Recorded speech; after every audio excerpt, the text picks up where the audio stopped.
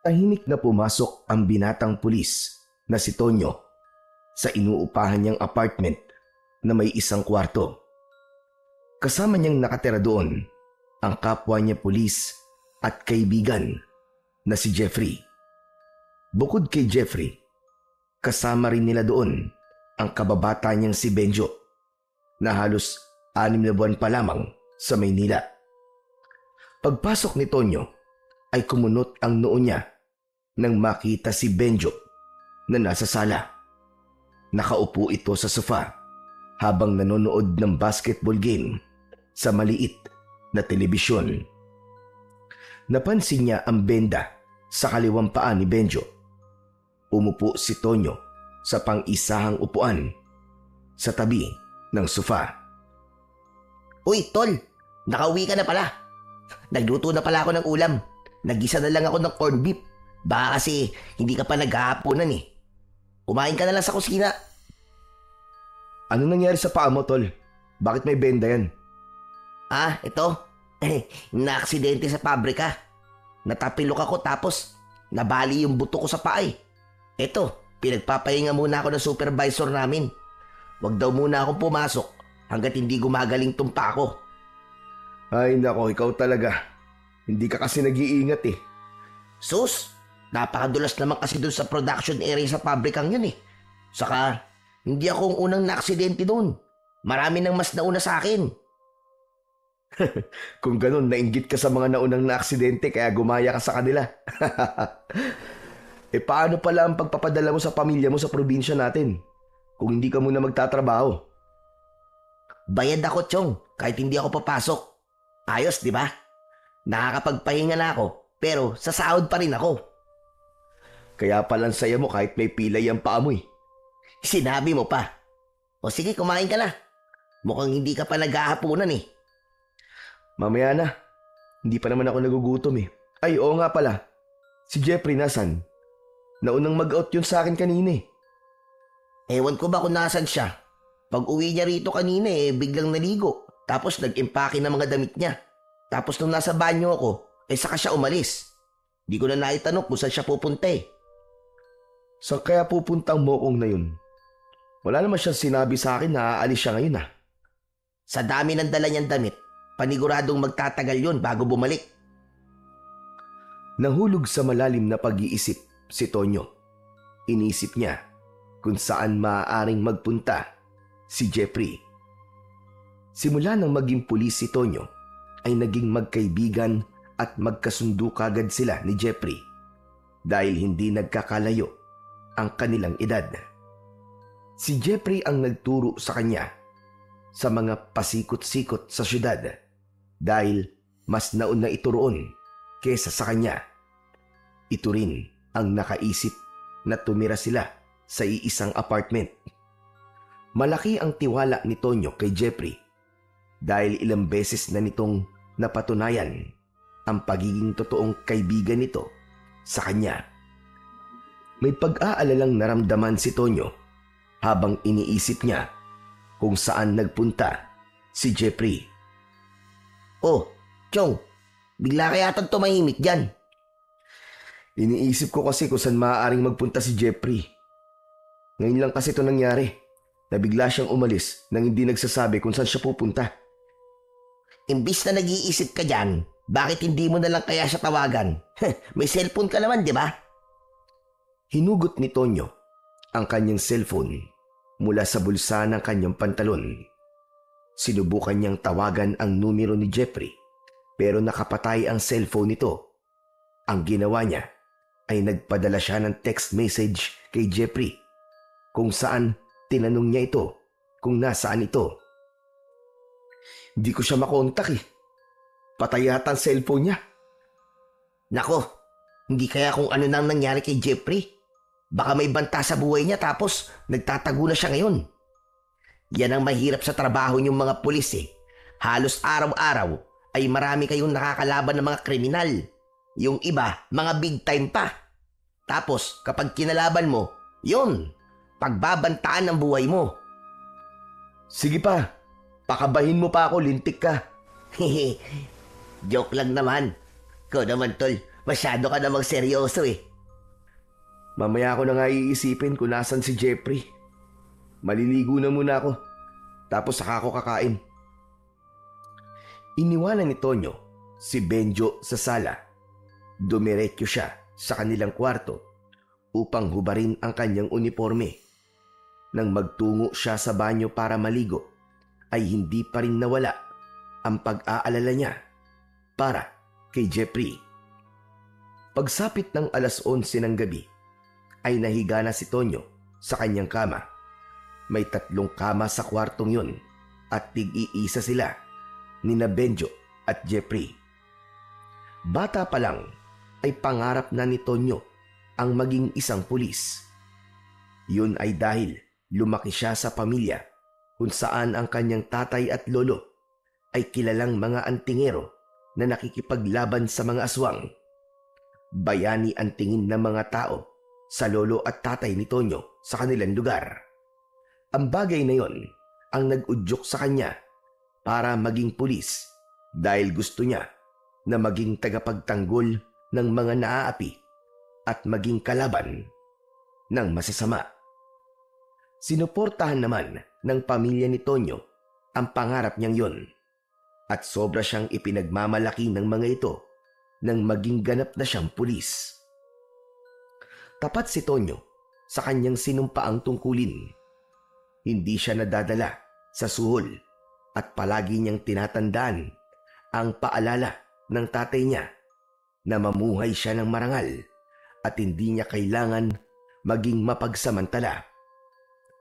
Unti-unti nang nakaramdam ng antok si Tonyo nang narinig niya ang pagtunog ng kanyang cellphone na nakapatong sa maliit na lamesa sa tabi ng kanyang kama. Agad niya yung kinuha at sinagot ang tawag nang malaman niyang si Jeffrey ang tumatawag. Hello? Hello, Jeffrey? Tol, Anak ng tutsa o. Saan ka ba nagpunta? Ang sabi ni Benjo ay nag-impake ka daw ng mga damit mo at umalis ka. Ayaw mo na ba kaming makasama kaya umalis ka nang hindi nagpapaalam? uy hindi ah. Nagmamadali lang talaga ako kanina kasi naghahabol ako ng biyahe pa uwi sa probinsya namin eh. Ang totoo niyan, ay sakay ako ngayon ng bus. Nasa biyahe na ako. Tumawag lang ako nang natanggap ko ang text mo. Pauwi ka pala sa inyo eh. Akala ko naman eh kung saan ka pupunta. Ano palang meron at bigla kang uuwi sa probinsya nyo? May emergency ba? Wala naman tol. Piyesta kasi sa amin eh. 1 linggo ang selebrasyon ng piyesta sa amin. Kaya 1 linggo rin ako mawawala. Ang ibig ko sabihin eh, tayo pala. Ha? Teka. Anong tayo pala? Oo, tayo. Kasi ipinaalam na rin kita kay Sir Mariano na sasama ka sa akin. Pumayag naman siya. Ayun, approve na ang leave mo ng 1 week tol nang dahil sa akin. Ang kailangan mo na lang gawin ay mag-impake at sumunod sa akin sa probinsya namin. Teka. Nagbibiro ka lang, di ba? Hindi ah. Seryoso ako, Tonyo. Pumayag na nga si Sir Mariano. Kasi kahit siya nga napansin na masyado ka ng pagod sa pagtatrabaho mo. Ang dami na kayong nakakapansin na palagi ka nakatulala sa opisina. Tol, ako na nagsasabi sa'yo, kailangan mo ng bakasyon. Sorry kung nagdesisyon ako ng hindi ko ipinapaalam sa'yo ah. Alam ko kasi natatanggihan mo ako eh. Kaya ako nang gumawa ng paraan para makapagbakasyon ka. Ikaw talaga oo. Hindi mo na dapat ginawa yan. Matatambakan lang ako ng trabaho pagbalik ko eh. Huwag kang mag-alala kasi may gagawa ng trabaho mo habang wala ka. Para rin naman sa'yo to eh. Pasensya ka na talaga ah. Una na ako kasi may mga kailangan akong asikasuhin sa bahay namin eh. O sige na tol, sumunod ka ah. Saka palagi kitang naikikwento sa tatay at lola ko eh. Panigurado, matutuwa ang mga yun kapag nakita at nakilala ka nila. Teka, pwede bang pag-isipan ko muna? Binigla mo naman kasi ako eh. Ano ka ba? Huwag mo nang pag-isipan. Basta hihintayin kita sa bahay namin ah. Hindi ka na pwedeng tumanggi kasi magtatampo ako sa'yo. Dati pa kita niyayaya na sumama sa amin kapag umuwi ako ron eh, di ba? Iti-text ko na lang sa'yo kung paano ka makakapunta sa amin. O sige na tol, Malulobat na to cellphone ko eh. Nang maputol na ang tawag, ay napaupo si Tonyo sa kanyang kama. Biglang nawala ang antok ni Tonyo dahil sa mga sinabi sa kanya ni Jeffrey. Makalipas ang ilang sandali, ay nakatanggap siya ng text message mula kay Jeffrey. Detalyadong nakalagay doon kung paano makakapunta sa bahay ni na Jeffrey sa probinsya. Maya-maya pa ay nakita ni Tonyo na bumangon si Benjo mula sa higaan nito. Umupo ito sa gilid ng kama ni Tonyo. Si Jeffrey ba yung kausap mo kanina, Tol? Oo. Ano sabi niya? Alam mo na ba kung nasan siya ngayon? Nasa biyahe pauwi sa probinsya nila ngayon. Piyesta daw kasi sa kanila. Ganun ba? Akala ko naman kung saan siya pupunta. Ang dami niya kasing dalang damit eh. Pero bakit parang hindi may pintay ang mukha mo? May problema ba? Si Jeffrey kasi, ipinagpaalam niya ako kay Sir Mariano na mag-leave ng 1 linggo. Tapos, pinapasunod ako ni Jeffrey sa probinsya nila.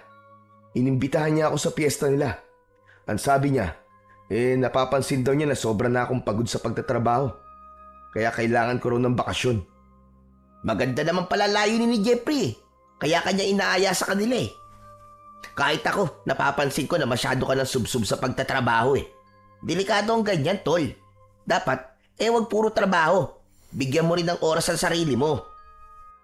Marami lang kasi ang hawak na kaso ngayon. Pero sabi ni Jeffrey, may gagawa naman doon ang trabaho ko habang wala ako. Oh, yun naman pala eh. Di sumunod ka na kay Jeffrey sa probinsya nila.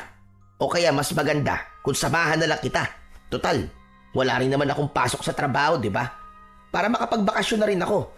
Nagsasawa na ako sa puro building ang nakikita ko eh. Walang Joe. Talaga naisip pa ba magbakasyon Kahit pilay na yung isang paa mo Aba, syempre naman. Ayoko naman naaalis ka tapos mag-isa lang ako rito may iwan sa apartment, no? Kilala mo naman ako. Hindi pwedeng wala akong makakausap na tao. Baka pag umalis ka nang hindi ako kasama Pagbalik mo rito kinakausap ko na yung mga kaldero sa kusina. Puro ka talaga kalokohan. Ano na, Tol? Sige na. Pumayag ka na. Sumunod na tayo kay Jeffrey. Ang tanong, papayag kaya si Jeffrey na kasama ka? Hindi ba, hindi naman kayo magkasundo nun? Huwag mo nalang sabihin na kasama mo ko. Para wala na siyang magagawa kapag nakita niya ako na kasama mo ko. Gusto ko rin kasi talaga magbakasyon Okay, sige, payag na ako. Susunod tayo kay Jeffrey sa probinsya nila. Total, wala na rin naman akong magagawa kasi approved ng 1 week leave ko Kesa masayang yun. Mas mabuti pang mag-enjoy na lang tayo sa fiesta ni na Jeffrey. Ayos! Buti naman at pumayag ka na. Kailan pala tayo aalis? Mag-i-empake na ba ako? Oo, sige. Mag-impake na tayo at mamayang madaling araw tayo aalis. Ang sabi kasi ni Jeffrey sa text niya ay aabuti ng 10 oras ang biyahe papunta sa kanila. Kaya dapat maaga tayong umalis. Sige. Mag-i-empake na ako ngayon. Gisingin mo na lang ako mamaya kapag aalis na tayo Napailing na lang si Tonyo nang nagsimula ng ilabas ni Benjo ang ilang mga damit nito mula sa aparador. Habang siya naman ay hindi pa rin buo ang loob sa gagawin nila. Para sa kanya ay mas gusto pa niya ang magtrabaho kesa magbakasyon.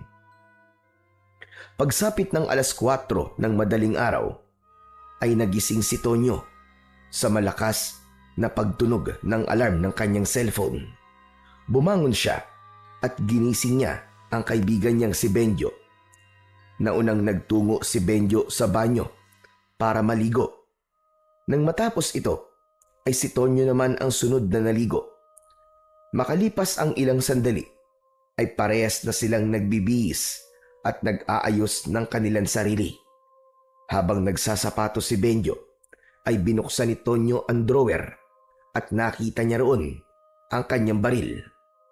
Hindi niya alam, pero tila may bumulong sa kanya na dalhin niya yon. Kinuha niya ang baril at ang lalagyan ng mga bala. Isinama niya yon sa kanyang bag. Humarap si Tonyo sa salamin para siguraduhin na maayos ang kanyang buhok. Matapos yun ay isinuot niya ang isang kwintas. Meron yung palawit na bilog na kulay puti. Hinawakan niya ang palawit ng kwintas at umusal siya ng isang dasal. Talagang hindi ka pwedeng umalis nang hindi suot yung kwintas na yan, ano? Hindi talaga pwede. Bigay pa to sa akin ng lolo ko eh. Ang tagal na natin magkaibigan pero hanggang ngayon, hindi ko pa rin alam kung para saan ang batong yan. Ang alam ko lang ay agimat yan kasi ang tingero ang tatay at lolo mo sa baryo natin eh. Kabal ang tawag sa agimat na to, Benjo. Kapag meron ka nito, hindi ka tatablan ng bala ng baril at ng kahit na anong matutulis na bagay. Wow! Ang astig naman pala niyan. Pero totoo ba ang kapangyarihan niyang kabal? Oo naman. Ilang beses na akong iniligtas nito sa tuwing may engkwentro kami. Ilang beses na akong tinamaan ng bala pero parang himala na hindi yun tumagos sa balat ko. Ibinigay ito ni Lolo sa akin kasi alam niya ang trabaho ko bilang isang pulis. Alam niya na malaki ang may tutulong nitong kabal sa akin. Sa bagay, hindi na dapat ako magduda sa kapangyarihan ng agimat mo kasi talaga namang napakagaling na ang tingero ng tatay at lolo mo eh. Sayang nga lang at hindi ka sumunod sa yapak nila. Ayos lang yun. Naiintindihan naman nila kung bakit mas ginusto kong maging pulis eh. Saka halos parehas lang naman ang ginagawa namin. Parehas namin pinoprotektahan ng mga tao. Pero mamaya na tayo mag-usap at magmadali na tayo. Dapat makahabol tayo sa first trip ng bus. Sa biyahe na lang din tayo kumain ng almusal. Ipinagpatuloy na ni Tonyo at Benjo ang kanilang pag-aayos sa sarili. Hindi nagtagal ay magkasama na silang lumabas ng kanilang apartment. Sakto na may dumaan na tricycle kaya sumakay na sila roon at nagpahatid sa bus station. Pagdating sa bus station ay sumakay sila sa bus na ang biyahe ay papunta sa probinsya ni Jeffrey. Nang mapuno na ng mga pasahero ang bus, ay umandar na yon. Hindi nagtagal ay nakatulog si Tonyo dahil ang totoo ay inaantok pa siya ng oras na yon. Makalipas ang ilang oras ay biglang nagising si Tonyo. Isang malakas na sigaw ang kumawala sa bibig niya kaya napatingin ang lahat ng pasahero sa kanya.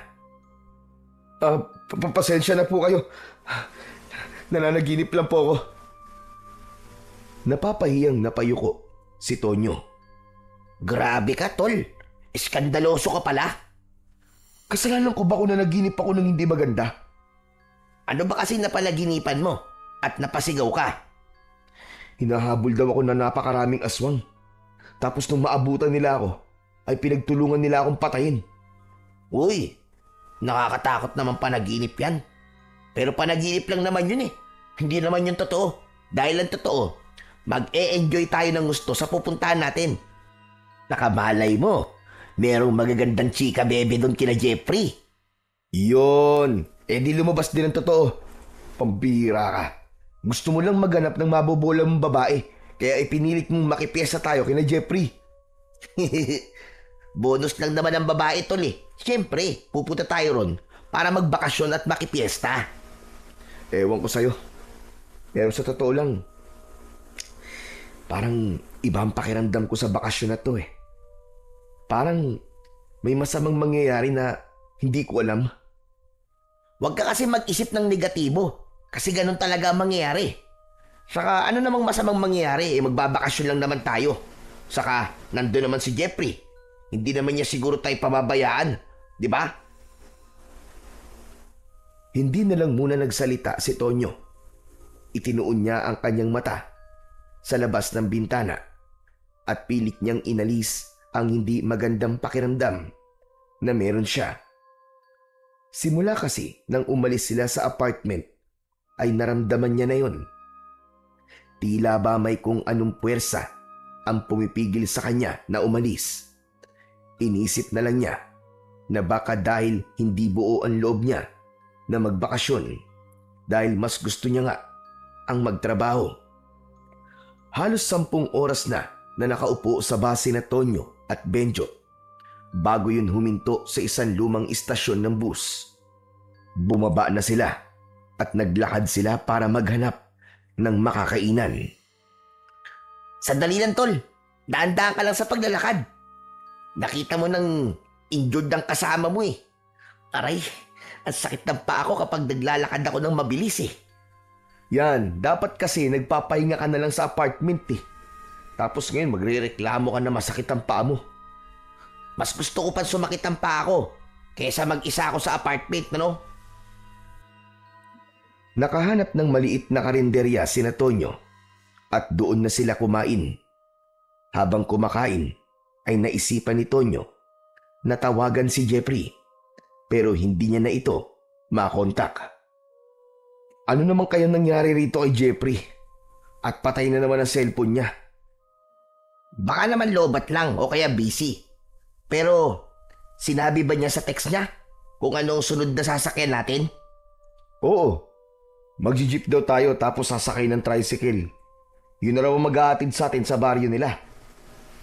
Sinungaling din talaga ang Jeffrey na yun, no?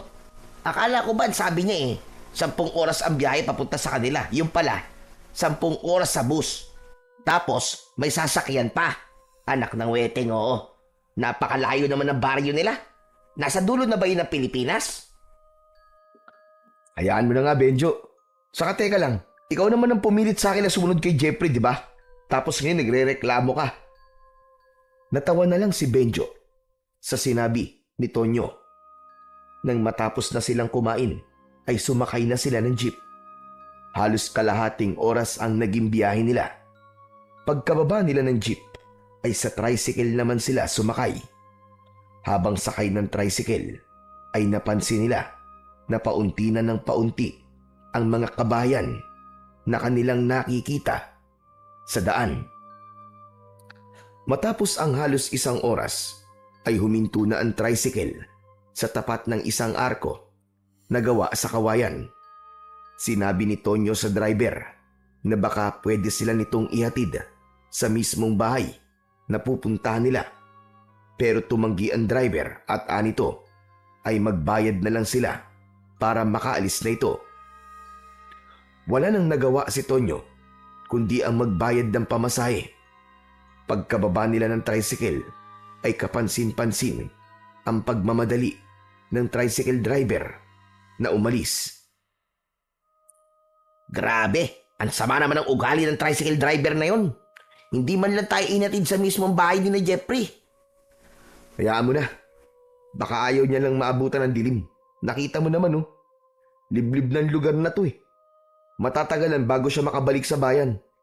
Saka okay na rin to para makapaglakad-lakad tayo. Kanina pa tayo nakaupo eh. Sabagay, may punto ka naman. Medyo sumasakit na ang puwet ko kasi 10 oras ba naman tayo nakaupo sa bus kanina eh. Nang sandaling yon, ay muling sinubukan ni Tonyo na tawagan si Jeffrey para mas maging madali ang pagpunta nila sa bahay nito. Pero hindi pa rin niya ito makontak. Wala na siyang nagawa kundi ang muling basahin ang huling text message na ipinadala sa kanya ni Jeffrey. Ano tol? Hindi pa ba tayo maglalakad? Teka, sandali. Binabasa ko pa tong huling text ni Jeffrey. Hindi pa rin kasi siya sumasagot sa tawag ko eh.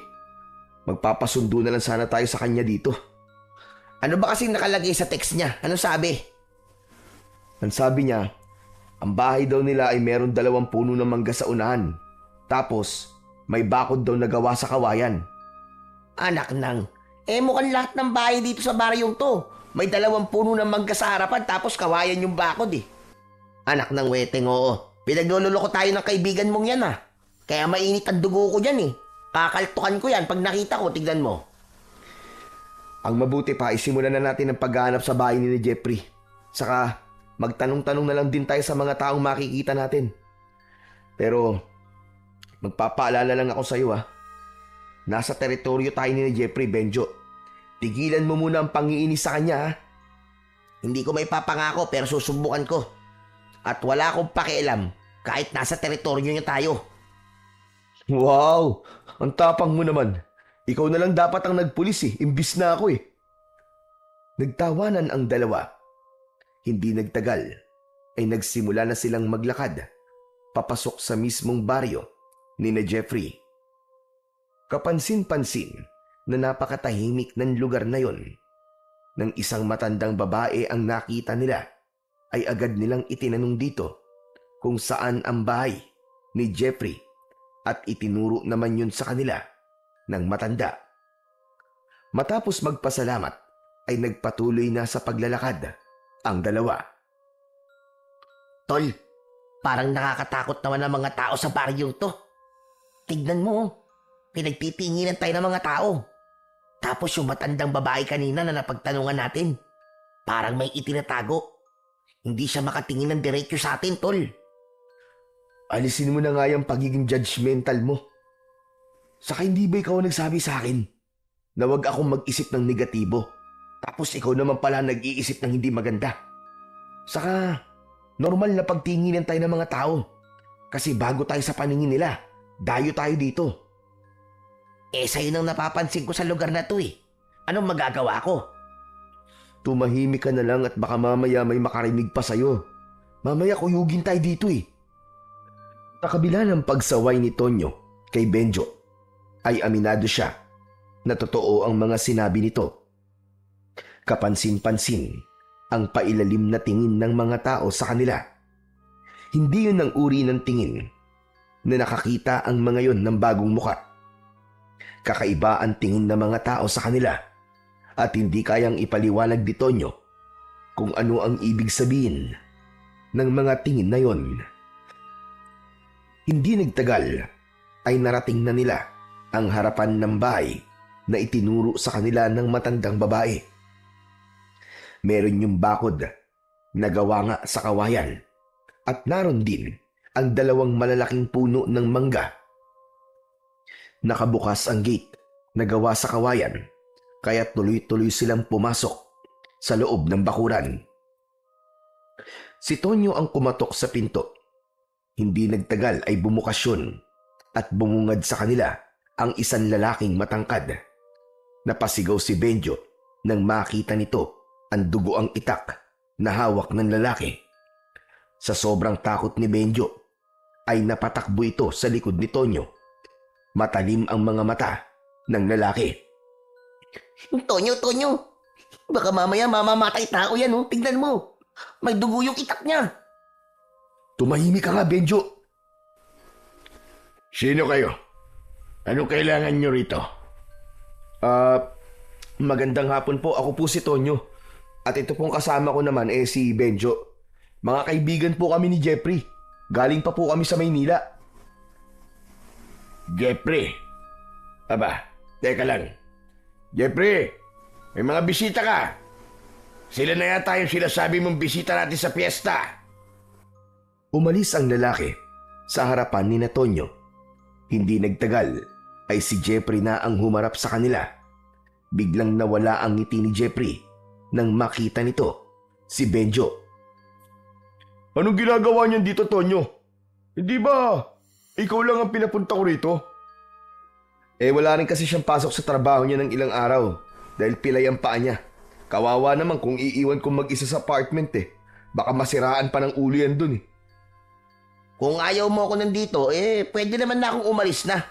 Hindi yung nagsasalita ka dyan na parang wala ako dito. Direkta mong sabihin at itanong sa akin kung bakit ako kasama ni Tonyo. Bakit nga ba hindi ka nalang bumalik sa Maynila? Teka. Pwede bang wag na kayo mag-away? Jeffrey, pasensya ka na kung isinama ko rito si Benjo nang hindi nagsasabi sa'yo. Naawa nga ako sa kanya kung iiwan ko siya na mag-isa sa apartment. Tapos may injury pa siya Ano pa nga ba magagawa ko kasama mo na yan. Hoy Benjo, joke lang yung pinapaalis na kita. Baka naman isipin mo na masama ang ugali ko. Pasok na pala muna kayo. Sige na. Nilakihan ni Jeffrey ang pagkakabukas ng pinto at saka pumasok sina Tonyo at Benjo sa bahay nito. Naupo sila sa mahabang upuan na gawa sa kawayan. Malawak ang bahay ni Jeffrey. Gawa ang dingding sa malalapad na tabla at ang bubong ay pawid. Mula sa sala ay nakita ni Tonyo ang lalaking nagbukas ng pinto sa kanila. Nasa kusina iyon habang nagtatadtad ng karne ng baboy. Tila napansin ni Jeffrey na nakatingin si Tonyo sa lalaki, kaya muli itong nagsalita. Oo nga pala. Tatay ko'y nagbukas ng pinto sa inyo kanina. Sandro ang pangalan niya. Si Lola Rosita naman ay nasa kwarto niya. Mamaya ko na kayo ipapakilala sa kanya kasi nagpapahinga siya sa oras na to eh. Kumusta nga pala naging biyahe niyo? Ayun, namamaga magkabila ang pisngi ng puwet namin kasi 10 oras kaming nakaupo sa bus. Akala ko naman 10 oras lang ang biyahe, pero hindi naman pala. Kung magrereklamo ka lang, hindi ka na sana sumama kay Tonyo. Oo. Ayan na naman kayong dalawa eh. Magsisimula na naman kayong mag-away. Pwede bang kahit sa buong bakasyon na lang na to, ay magkaayos muna kayong dalawa? Hindi ba kayo may gusto na magpahinga ako sa trabaho? Sa tingin nyo ba, makakapagpahinga ako kung nagbabangayan kayo palagi? Sorry na, tol. Ito kasi si Jeffrey. Palagi na lang akong tinatable. Anong ako? Kung maayos ka lang sanang kausap, hindi ako maiinis sa'yo. Oo, yan na naman. Kakasabi ko lang, di ba?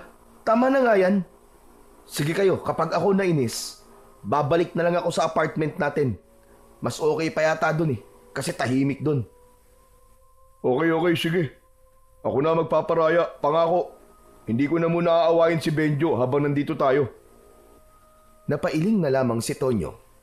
Noon pa man, ay hindi na talaga magkasundo sina Benjo at Jeffrey dahil sobrang magkaiba ang ugali ng dalawa. Si Benjo ang tao na masayahin at maingay, habang si Jeffrey naman yung seryoso at madalas na tahimik. Inakala ni Tonyo na normal lang na hindi magkasundo ang dalawa nung una kasi bago pa lang magkakilala ang mga ito. Pero nang tumagal ay mas lalong tumindi ang bangayan ng dalawa. Oo nga pala, ang mabuti pa magpahinga na muna kayo. Alam kong pagod kayo sa biyahe. Tara na, at ihahatid ko kayo sa magiging kwarto ninyo. Nagtungo si Jeffrey sa isang nakasaradong pinto at binuksan nito yon. Nang pumasok ito, ay sumunod sina Tonyo at Benjo. May normal na laki ang kwarto at may isang papag na kasya ang 2 tao. Meron doong malaking bintana na natatakpan ng itim na kurtina. Ito ang magiging kwarto nyo. Pasensya na kayo kasi wala kaming electric fan eh. Pero huwag kayo mag-alala kasi malamig ang panahon ngayon. Kaya hindi nyo na rin talaga kailangan ng electric fan. Baka mangatog kayo. Ang totoo kasi niyan eh, walang linya ng kuryente dito. Pero may signal naman na cellphone. Yun nga lang, mahina at madalas nawawala pa. Ano? Bakit hindi mo sinabi na wala pa ng kuryente dito? Paano kami makakapag-charge ng cellphone namin? Hindi ba sinabi ko sa text kay Tonyo na libliban lugar namin? Sana naisip mo na walang kuryente dito. Kahit na. Sana sinabi mo kaagad ng mga ganung bagay para hindi kami nagugulat. Benjo, hayaan mo na nga. Okay lang yan. Hindi rin naman natin siguro masyadong magagamit ng cellphone kasi nasa bakasyon tayo, di ba? Buti ka pa, Tonyo, malawak ang pangunawa mo. Saka sa dami ng mga activity dito sa baryo namin sa loob ng 1 linggo, sigurado ko na hindi nyo na may isipang gumamit ng cellphone. Siguraduhin mo lang na mag-i-enjoy kami rito dahil kung hindi, babayaran mo yung pamasahe namin papunta rito at pabalik sa Maynila. Kahit ako pa magbayad ng share mo sa upa ng 1 taon para manahimik ka lang. Yabang talaga nito, oo. O paano? Iiwan ko na kayo rito para makapagpahinga na kayo. Tutulungan ko lang ang tatay ko sa pagluluto ng hapunan. Sige tol, maraming salamat. Ngumiti si Jeffrey, saka ito lumabas ng kwartong yun. Isinarado ni Tonyo ang pinto at siniguro niya na nakakandado yun. Naupo si Benjo sa gilid ng kama habang si Tonyo ay humiga na. Ramdam niya ang labis na pagod sa napakahabang biyahe at wala siyang ibang gustong gawin ng oras na yon kundi ang matulog. Hay nako, kung alam ko lang na walang kuryente dito, sana hindi na lang ako sumama eh. Malapit nang malobat ang cellphone ko, tol. Paano ako makaka-text at makakatawag sa mga chicks ko sa Maynila nito? Anak ng teteng talaga, kung mamalasing ka nga naman. Pambira. Talagang yung mga babae pa ang una mong inisip, ano? Alam mo tol, minsan, hindi masamang wag muna tayong gumamit ng cellphone. Ayaw mo ba nun? 1 linggo kang makakatipid sa load. Saka pwede bang kahit 1 linggo lang din eh. Wag mo na munang awayin o sagutin ng pabalang si Jeffrey. Para naman ma-enjoy talaga natin tong bakasyon na to. Ewan ko ba, tol? Hindi ko talaga kayang makasundo yung kaibigan mo na yun. Ang init ng dugo ko sa kanya. Alam mo naman na sinusubukan kong makasundo siya eh. Pero wala talaga. Mabigat ang pakiramdam ko kay Jeffrey.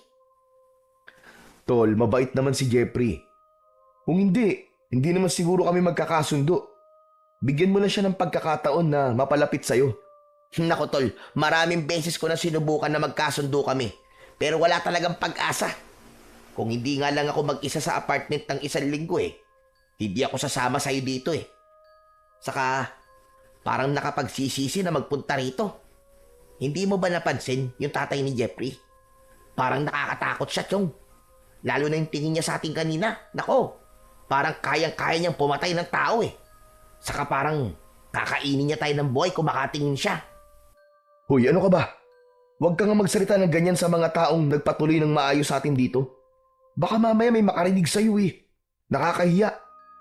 Eh, sa'yo nang napansin ko eh. Anong magagawa ko? Alam mo kung ano magagawa mo? Itikom mo na yung bunganga mo at humiga ka na't matulog na tayo. Gusto ko muna magpahinga. Pero kung ikaw ayaw mo, bahala ka sa buhay mo. Ikaw na lang siguro magpahinga, tol. Lalabas muna ako. At saan ka naman pupunta? Bahala na kung saan. Maglilibot-libot muna ako dito sa baryo ni Jeffrey. Titignan ko kung maganda ba talaga. Bahala ka, basta mag-iingat ka. Baka mamaya kung saan ka makapunta at maligaw ka pa. Tinawanan lang ni Benjo ang sinabing yun ng kaibigan niyang si Tonyo. Nang lumabas na ng kwarto si Benjo, ay umayos na sa pagkakahiga si Tonyo at ipinikit na niya ang kanyang mga mata. Dahil sa labis na pagod at antok, hindi nagtagal ay nagawa na niyang makatulog. Sa pagtulog ni Tonyo ay muli niyang napanaginipan yung panaginip niya sa bus. Nakita niya ang sarili niya na hinahabol ng napakaraming aswang at napagtanto niya na ang lugar na kinaroroonan niya sa kanyang panaginip ay ang baryo ni na Jeffrey. Nang naabutan na siya ng mga aswang, ay pinagtulungan na siyang patayin ng mga yon at doon na siya nagising. Napabalikwas si Tonyo. Tagaktak ang malamig na pawis sa kanyang noo at napakabilis ng tibok ng puso niya. Nakapagtataka naman na 2 beses ko nung napapanaginipan yon. Ano ba kasing ibig sabihin nun? Teka, mukhang napatagal pala ang pagtulog ko. Madilim na pala. Siguro nakakain na sila ng hapunan. Ang mabuti pa siguro lumabas na ako. Ipinagkibit balikat na lamang ni Tonyo ang nakakatakot niyang panaginip. Sa paglabas niya ng kwarto, ay nakasindi na ang mga gasera sa bahay ni na Jeffrey. Nakita niya si Jeffrey at ang tatay nito sa may hapagkainan. May kasama ang mga ito na isang matandang babae na payat at halos tuyot na ang balat. Nahinuha niya na yon ang Lola Rosita ni Jeffrey. Lumapit si Tonyo kina Jeffrey at napansin niya na hindi pa nagagalaw ang mga pagkain na nasa lamesa. Bakit hindi pa kayo kumakain, Tol? Hinihintay ka kasi namin na magising. Sanay kasi kami na kapag may bisita ay kasabay namin kumakain. Para sa amin kasi, kabastusan kung kakain kami nang hindi kayo kasama. Naku, pasensya na. Napahaba ang tulog ko Nakakahiya. Pinaghintay ko pa kayo. Ayos lang. Naiintindihan namin na pagod ka sa biyahe, kaya normal na maging mahaba ang pagtulog mo. Pero sa mga susunod na oras ng pagkain, umaasa kami na hindi mo na kami paghihintayin. Hindi alam ni Tonyo, pero napansin niya na masyadong seryoso ang pagsasalita ni Jeffrey habang ang tatay at lola nito ay pailalim kong makatingin. Hindi diretsyong nakatingin ang mga ito sa kanya, pero ramdam niya ang bigat ng titig ng mga ito sa kanya. Pasensya ka na talaga, tol ha. Hayaan niyo po sa susunod ay hindi na ito mauulit. Oo nga pala, si Benjo. Nasaan siya? Ang sabi niya ilalabas siya eh. Hindi pa ba siya bumabalik? Hindi pa. Aba, nasaan na kaya ang mokong na yun? Hindi kaya naligaw na yun? Ay nako, sinabihan ko na siya kanina na huwag siyang umalis eh. Kasi hindi niya kabisadong lugar na to. Hindi na namin maaaring hintayin na dumating si Benjo. Kailangan nang kumain ni Lola dahil malapit na ang oras ng pag-inom niya ng kanyang gamot. Sa ngayon, hahayaan namin na ikaw na lang munang makakasabay namin sa pagkain. Sige na, Tonyo, maupo ka na. Okay, sige. May pag-aalinlangan na umupo si Tonyo. Kaharap niya ang tatay ni Jeffrey, habang si Jeffrey naman ang katabi niya. Si Lola Rosita naman ay nakaupo sa kabisera na nasa kaliwang bahagi naman ni Tonyo. Nais sana niyang hanapin muna si Benjo, pero nahiya na siyang gawin yon, lalo na't kailangan na talagang kumain ng lola ni Jeffrey. Sinabawang karne ng baboy ang ulam na nakahain. Habang kumakain si Tonyo ay napansin niya na halos walang lasa ang sabaw. Napakatabang nun na parabang kahit isang butil ng asin ay hindi yun nilagyan. Tila napansin ni Jeffrey na hindi nasasarapan si Tonyo sa kinakain niya, kaya nagtanong ito. Hindi mo yata masyadong ginagalaw ang pagkain mo. May problema ba sa luto ng tatay ko? Ha? Wala naman. Pero may patis ba kayo? Kilala mo naman ako, tol. Mas gusto ko kapag maalat ang pagkain. Pero hindi ko sinasabing hindi masarap ang luto ng tatay mo, ha? Masarap siya sa totoo lang, saka napakalambot ng karne. Sadyang mahilig lang talaga ako sa maalat. Walang asin o patis o kung ano pang pampalasa sa bahay na to. Hindi kami gumagamit ng ganon. Dahil ang mga yon ay nagpapaikli ng aming buhay at masama sa kalusugan. Ang alat sa aming mga pagkain ay nakukuha namin sa natural na alat na meron ng karne o gulay na aming niluluto. Ganun po ba? Sige po, wala pong problema. Pero masarap po talaga ang luto nyo, Mang Sandro. May pag-aalinlangang ngumiti si Tonyo kay Mang Sandro at sa kanya ipinagpatuloy ang kanyang pagkain. Tiniis na lang niya na walang lasa ang kanyang kinakain hanggang sa naubos na niya ang nasa kanyang pinggan. Maya-maya pa ay napatingin si Tonyo kay Lola Rosita. Napansin niya na matalim ang tingin nito sa kanya na parabang may napakalaking kasalanan siyang nagawa rito. Hello po, Lola Rosita. Ako po si Tonyo. Kaibigan po ako ng apo niyong si Jeffrey. Apo? Jeffrey, nagugutom na ako. Gusto ko na kumain. Tol, anong sinasabi ng lola mo? Di ba kanina pa siya kumakain? Ganyan talaga si Lola. Medyo nagiging ulyanin at isip bata na siya dahil sa kanyang katandaan. Nagugutom na ako. Gusto ko na kumain. Lola, nasa harap niyo po yung pagkain. Yan po ang kainin niyo. Mas lalong kinabahan si Tonyo dahil mas naging matalim ang tingin ni Lola Rosita sa kanya. Nagsimula na yung maglaway habang umaangil na parang isang galit na aso. Nang sandaling yun ay gusto nang umalis ni Tonyo, pero alam niya na isang kabastusan kung gagawin niya yun. Biglang sinunggaban ni Lola Rosita ang isang braso ni Tonyo. Sa gulat ni Tonyo ay napasigaw siya ng malakas. Ngumanga ng malaki ang matandang babae at nang akmang kakagatin nito ang braso ni Tonyo ay agad namang tumayo si Jeffrey upang pigilan si Lola Rosita.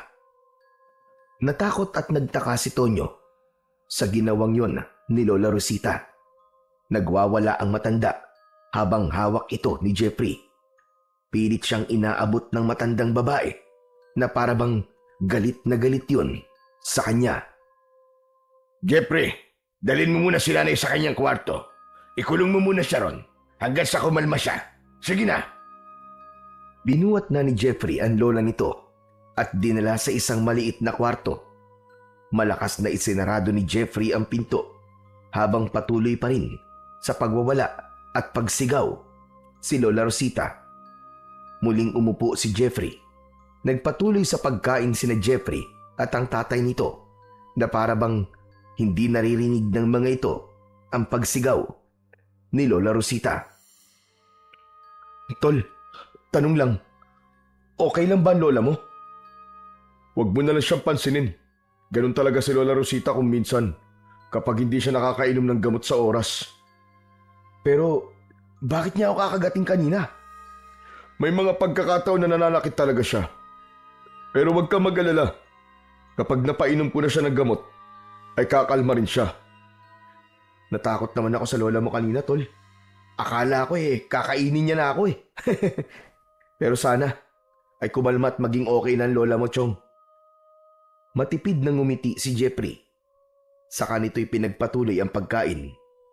Habang si Tonyo ay hindi pa rin maalis sa isip ang nakakatakot na pag-atake na ginawa ni Lola Rosita sa kanya kanina. Nang matapos na silang kumain, ay nakita ni Tonyo na pumasok si Jeffrey sa kwarto ni Lola Rosita. May dala itong isang bote na may lamang likido na hindi niya malaman kung anong kulay dahil malamlam ang liwanag ng gasera sa loob ng bahay. Bahagyang nakaawang ang pinto ng kwarto ng matanda, kaya nakita niya na inabot ni Jeffrey ang bote kay Lola Rosita. Agad naman yung kinuha ng matanda at tila uhaw na uhaw nitong ininom ang laman ng bote. Umagos pa sa gilid ng bibig ng matanda ang likido at nakita ni Tonyo kung gaano yun kalapot. Biglang tumingin si Jeffrey kay Tonyo. Nagulat si Tonyo nang malakas na isinarado ni Jeffrey ang pinto na para bang galit na galit ito. Lumabas muna si Tonyo upang sumagap ng sariwang hangin. Kapansin-pansin ang katahimikan ng paligid. Kahit isang tao ay wala siyang nakikita. Aba, wala pa rin pala si Benjo. Sana kaya nagpunta ang mokong na yun? Hindi nagtagal ay dumating si Benjo. Malaki ang ngiti nito na para bang napakasaya nito. Oh, buti naman at naisipan mo pang umuwi. Saan ka ba galing Ang tagal mo bago bumalik Jackpot, tol, jackpot. May nakilala ako napakagandang babae. Tapos, ipinakilala pa niya ako sa pamilya niya. Sa tingin ko, may gusto yun sa akin. Sinasabi ko na nga, hindi ka naman sumama rito para sa fiesta Nandito ka kasi maghahanap ka ng babaeng maluloko mo. Ano ba masama ron? Malay mo, nandito pa lang mapapangasawa ko. At sa tingin ko, ay nakita ko na siya. Pumasok ka na at kumain ka na. Sa susunod ay hindi mo na pwedeng gawin yan Gusto kasi ni Jeffrey na magkakasabay tayong kumain. Sus, wag mo sinusunod na mga sinasabi ni Jeffrey. Bisita nila tayo rito, no? Yun na nga Bisita tayo kaya dapat marunong tayong rumispeto sa patakaran sa bahay na to. Oo na. O sige, kakain na muna ako. Ano palang ulam? Sinabawang karne ng baboy, nilagaya tayo. Pero sasabihin ko na sa'yo ngayon pa lang walang lasa yung luto nila, parang hindi nilagyan ng asin. Hindi raw kasi sila gumagamit dito ng asin at ng kung ano pang pampalasa. Huwag mo na lang ipahalata na hindi mo gusto yung ulam. At baka mamaya sumama ang loob ng tatay ni Jeffrey. Yung tatay niya kasi nagluto nun Ayos lang, sa sobrang gutom ko, kahit hilaw na karne pa yan, kakainin ko. Napansin ni Tonyo ang kakaibang kwintas na suot ni Benjo. May palawit yon na para bang pinatuyong sanga ng kung anong halaman. Teka, Chong. Saan mo nakuha yung suot mong kwintas? Ito ba? Bigay sa akin ng babaeng nakilala ko. Ang sabi niya, wag ko daw tong huhubarin. Nang pumasok na si Benjo sa bahay, ay muling pinagmasdan ni Tonyo ang paligid. Bahagyang maliwanag ang buwan na natatakpan pa ng makapal na ulap, kaya kahit paano ay may nakikita siya. Doon niya napansin na walang banderitas sa baryo na hindi normal kapag fiesta. Inisip na lang niya na walang budget para sa ganung bagay ang baryo ni na Jeffrey, kaya hindi niya na yon binigyan pa ng pansin. Nanatili muna si Tonyo sa labas ng bahay. Umupo siya sa isang mahabang upuan na gawa sa kahoy na nasa ilalim ng puno ng mangga. Maya-maya pa ay umupo sa tabi niya si Benjo. Totoo nga sinabi mo, tol. Walang lasa yung nilagang baboy. Para bang literal na tubig lang ang inilagay dun eh. Ano ka ba? Lakas ng boses mo. Baka mamaya marinig ka nila sa loob. Ano naman? Para nga malaman nila na hindi masarap yung nilagay. Malay mo, matuto na silang maglagay ng pampalasa sa susunod. Hayaan mo na. Isang linggo lang naman tayo dito eh. Ano pa nang nangyari doon sa sinasabi mong babae na nakilala mo kanina? Tamo? Interesado ka naman pala? Ayun. Pinakilala niya ako agad sa pamilya niya. Ang bait nga ng nanay at tatay niya eh. Parang gusto nila pakasalan ko na kagad ang anak nila. Saka napakaganda niya, tol. Morena, tapos sexy pa. Alam mo ba yung ganda na Pilipinang-Pilipina? Ganun siya. Walang-wala yung mga babae sa Maynila, Chong. Sana'y seryosohin mo ng isang yan. Kilala kasi kita, Benjo eh. Masyado kang mapaglaro pagdating sa mga babae. Huwag mo nang dalhin dito yung pagiging palikero mo. Tignan natin ang mga mangyayari sa susunod na araw. Ayokong mangako. Loko ka talaga. Pero Benjo, maiba ako. Alam mo bang may nangyari kanina rito? Yung lola ni Jeffrey, bigla na lang nagwala tapos muntik niya na akong kagatin sa braso. Mabuti nga'y napigilan siya ni Jeffrey. Ano? Seryoso ba yan? Hindi kaya may rabies si Lola Rosita? Di ba ganun kapag nagkakarabis? Nagiging parang asong ulol? Wala. Ang sabi ni Jeffrey, ay ganun daw minsan ang lola niya kasi ulyani na raw. Alam mo na, sa sobrang tanda na ni Lola Rosita, ay para na siyang bata kung mag-isip. Sa bagay. Pero, wala ka ba napapansin sa lugar na to, Chong? Parang hindi piyesta, di ba? Tignan mo, walang kabanderi-banderitas. Tapos, wala rin ako nakikitang simbahan o kahit maliit na kapilya man lang. Kung piyesta rito, sinong santo o patron ang ipinagdiriwang nila? Naiikot ko na tong buong baryo kanina, pero wala talaga akong nakitang simbahan. Yan nga rin ang ipinagtataka ko kanina eh. Pero hayaan mo na. Ang mahalaga ay nandito tayo at napagbigyan ko na si Jeffrey. Hindi ba ilang beses niya na ako niyaya rito noon? Pero palagi akong tumatanggi. Kasi mas gusto ko nga magtrabaho kaysa magbakasyon. Sa gitna ng pag-uusap ng dalawa, ay biglang dumating si Jeffrey. Nakangiti na ito at hindi na gaya kanina na napakaseryoso. Ang lalim yata ng pinag-uusapan nyo ah. Pwede ba akong makisali? Nagkikwento lang tong si Benjo sa babaeng nakilala niya rito. Naku Benjo, binabalaan kita ah. Huwag mong lolokohin at paglalaruan ng mga babae rito. Oo, madali sila maniwala sa mga sasabihin mo. Pero hindi yung dahilan para lokohin mo sila. Kilala kita eh. Babaero ka. Kahit hindi ka naman gwapo. Wow! Nagsalita ang ubod ng gwapo. Bakit ikaw? Gwapo ka ba? Kumpara sa'yo? Aba, oo naman. Teka, tama na nga yan. Yan na naman kayo, magsisimula na naman kayo ng away. Hindi nyo ba talaga kayang magkaayos? Kahit habang nandito lang tayong tatlo? Yang kaibigan mo ang pagsabihan mo, tol. Masyadong pasmado ang bunganga. Palagi na lang akong nakikita. Pinagsasabihan lang kita kasi kilala kita. Basta, hindi mo pwedeng gawin sa mga babae dito ang ginagawa mo sa mga babae mo sa Maynila. Huwag ka mag-alala, Jeffrey. Pinagsabihan ko si Benjo kanina. Teka, maiba tayo. Kumusta na nga pala si Lola Rosita? Maayos na ba ang lagay niya? Oo, tulog na siya ngayon. Sabi ko naman sa'yo kapag nakainom na siya ng gamot niya, kakalma din siya. Yung gamot ba na sinasabi mo yung nakalagay sa bote na ibinigay mo sa kanya? Oo, yun nga. Gawa yun sa iba't ibang uri ng mga halamang gamot na pinakuluan ng matagal. Kaya pala sobrang lapot nun kasi pinakuluan ng matagal. Teka, Matutulog na ako. Kayo rin, matulog na kayo. O kung di pa kayo inaantok, ay mas makabubuti na doon na lang kayo sa kwarto nyo mag-usap. Teka. Bakit para bang ayaw mong dito muna kami sa labas? May aswang ba rito sa baryo nyo? Paano ko sabihin kung meron? Ha? May aswang dito? Di, biro lang. Basta pumasok na kayo. Isang makahulugang ngiti ang pinakawalan ni Jeffrey bago ito pumasok sa loob ng bahay. May takot sa muka nang humarap si Benjo kay Tonyo. Tonyo, narinig mo ba yung sinabi ni Benji? Ang sabi niya may aswang daw dito. Kahit sinabi niya nagbibiro siya, nararamdaman ko na seryoso siya sa sinabi niyang yun. Ayan ka na naman sa pagiging paranoid mo eh. Biro nga lang, di ba? Tinatakot ka lang nun. Hindi. Parang seryoso siya nang sabihin niyang merong aswang sa lugar na to eh. Hindi kaya yun ang ibig sabihin ng panaginip mo ron sa bus? Baka isa yung pangitain sa mangyayari sa atin dito.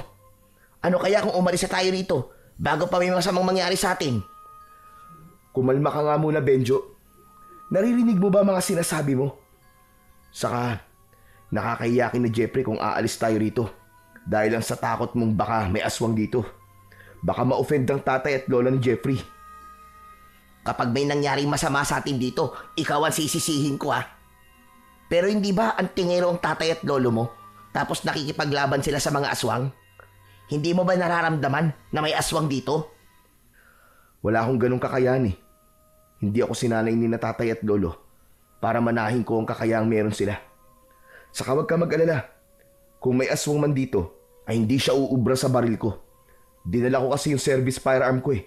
Para kung sakaling may hindi magandang mangyari, ay alam mo na.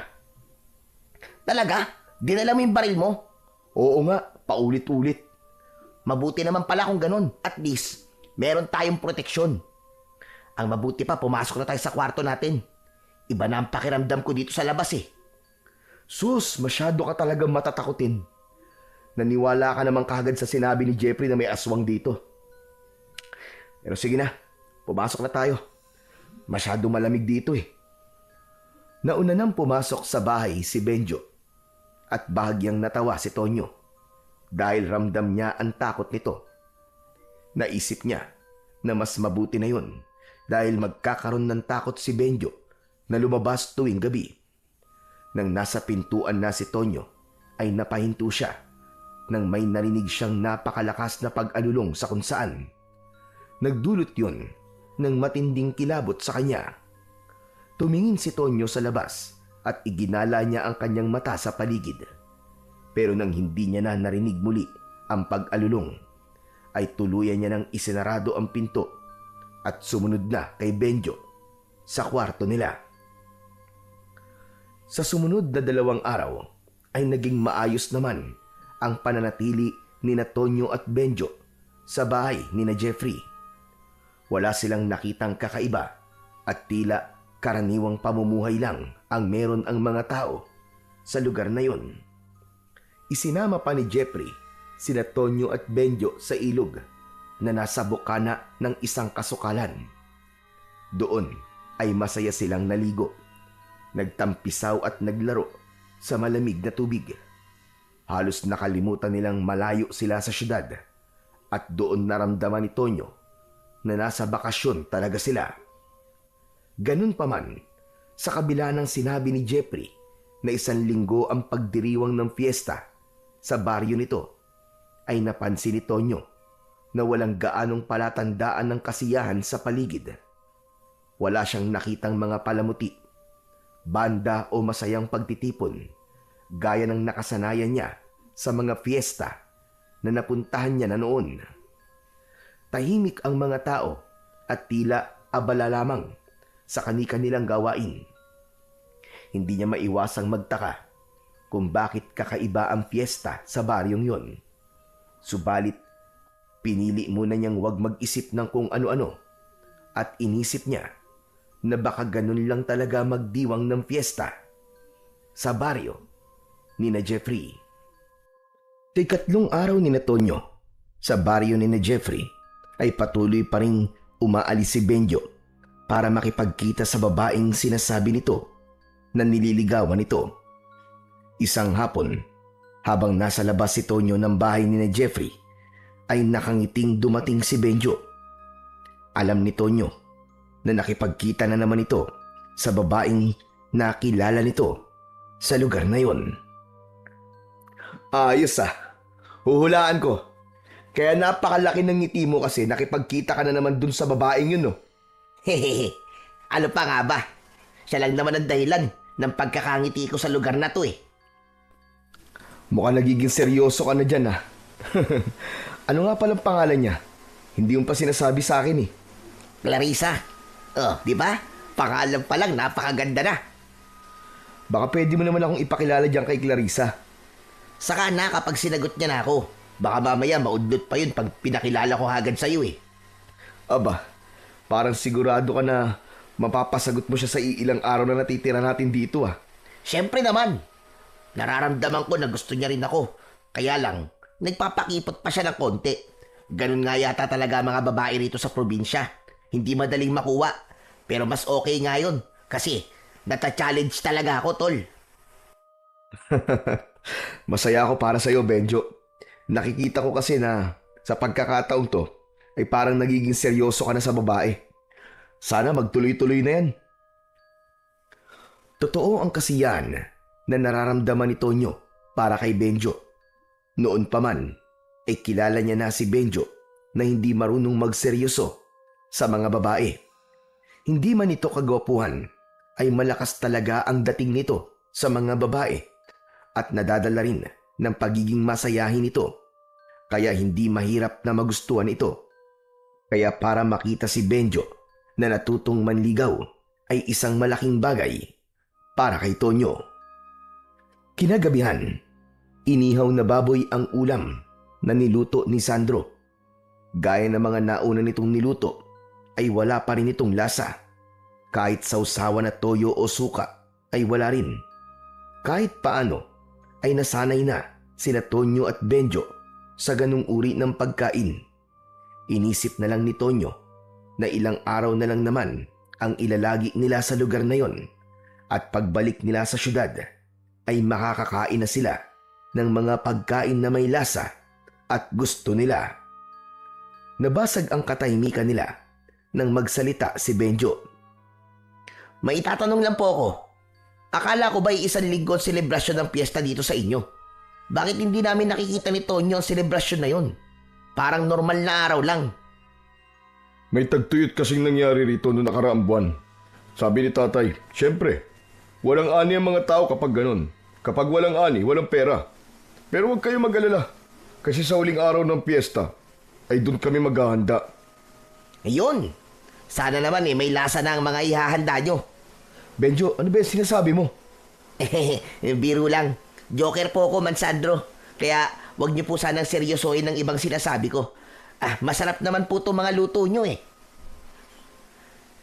Hindi nagsalita si Mang Sandro. Nakatingin lang ito ng pailalim kay Benjo.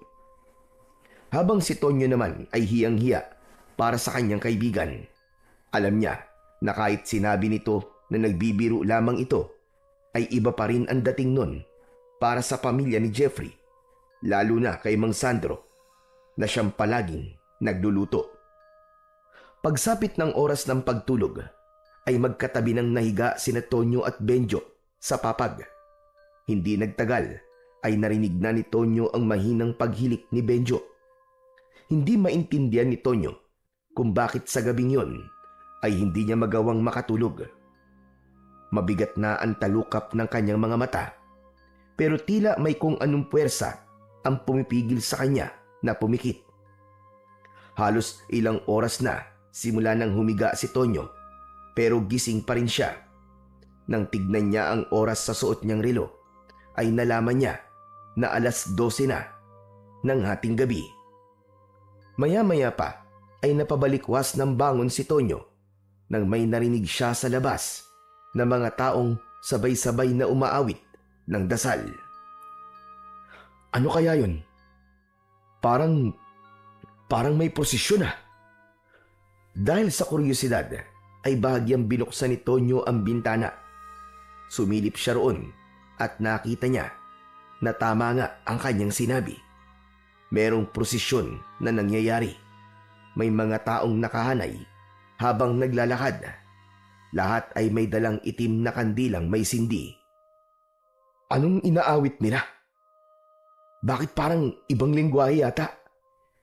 Saka, bakit ganitong oras sila nagsasagawa ng prosesyon? Hating gabi talaga. Habang lihim na pinapanood ni Tonyo ang mga nagpuprosesyon, ay nagtaasan ang balahibo sa kanyang braso. Nang nasa tapat na ng bahay ni na Jeffrey ang mga tao, ay biglang huminto ang mga yon. Tumigil rin sa pag-awit ang lahat. Napalunok si Tonyo. May kakaibang kilabot na dala ang biglang pagtigil ng mga nagpuprosesyon. Laking gulat niya nang sabay-sabay na tumingin ang mga tao sa kanya na para bang nararamdaman ng mga yon na pinapanood niya ang mga ito. Sa sobrang takot ni Tonyo ay isinarado niya ang bintana ng malakas. Nagmamadali siyang bumalik sa tabi ni Benjo. Dahil doon ay nagising si Benjo. Ano ba, tol? Bakit naman ang likot mo? Tapos ang lakas mo pa magsarado ng bintana. At sarap-sarap na ng tulog ko eh. Storbo ka. Pasensya ka na, tol, ha? Natakot kasi ako sa mga nagpuprosesyon sa labas eh. Ha? Nananaginip ka na naman ba?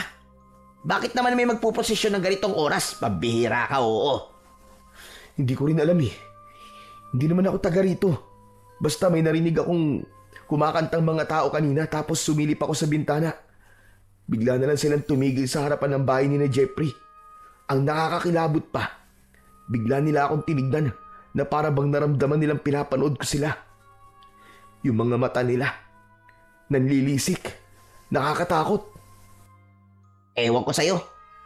Gumagawa ka lang ng kwento, no? Hindi ka makatulog kaya pati tulog ko iniistorbo mo. Saka bakit ka natatakot? Akala ko ba'y pulis ka? Kapag ba pulis, hindi na pwedeng makaramdam ng takot. Saka bakit parang hindi ka naniniwala sa sinasabi ko, ha? Imposible naman kasi na may nagpuprosesyon ng ganitong oras. O tignan mo nga sa orasan ko, oh. Lagpas na ng 12:00 ng hating gabi, ba? Teka nga, ang mabuti pa siguro tignan ko kung totoo ang sinasabi mo. Tumayo si Benjo at lumapit sa bintana. Nang akmang bubuksan nito ang bintana, ay mabilis itong pinigilan ni Tonyo. Wag mo nang tignan! Baka nasa labas pa rin sila eh. Baka ayaw nilang pinapanood na nagpuprosesyon sila. Paano ko malalaman kung nagsasabi ka ng totoo kung hindi ko makikita? Kumalma ka lang dyan, okay? Natatawa tuloy ako sa'yo eh. Wala nang nagawa si Tonyo nang tuluyan nang binuksan ni Benjo ang bintana. Hindi na tumingin sa labas si Tonyo dahil ayaw niya nang maramdaman ang takot na naramdaman niya kanina nang makita niya ang mga nanlilisik na mga mata ng mga nagpuprosesyon. Ano, nakita mo ba sila? Hindi ba nakakatakot? Tama ka nga. Ang dami nga nila. Sabi ko na sa'yo eh. Maraming bituin sa langit. Ha?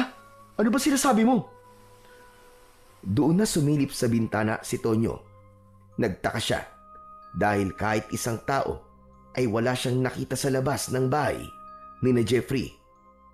Anak nang, saan nagpunta ang mga yun? Kanina lang nandyan lang sila eh. Sabi ko na nga be, nananaginip ka na naman. Oh, asa na nagpuposisyon? Wala naman ah.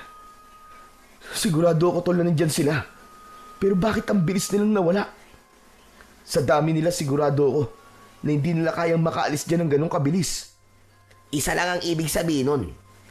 Panaginip mo lang ang lahat o hindi kaya ay namamalikmata ka lang. Imposible. Imposible yun, tol. Sigurado ako sa nakita ko.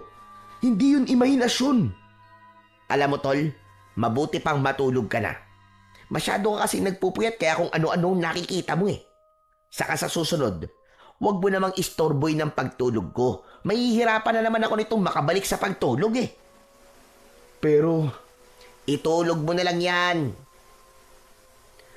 Isinarado na ni Benjo ang bintana.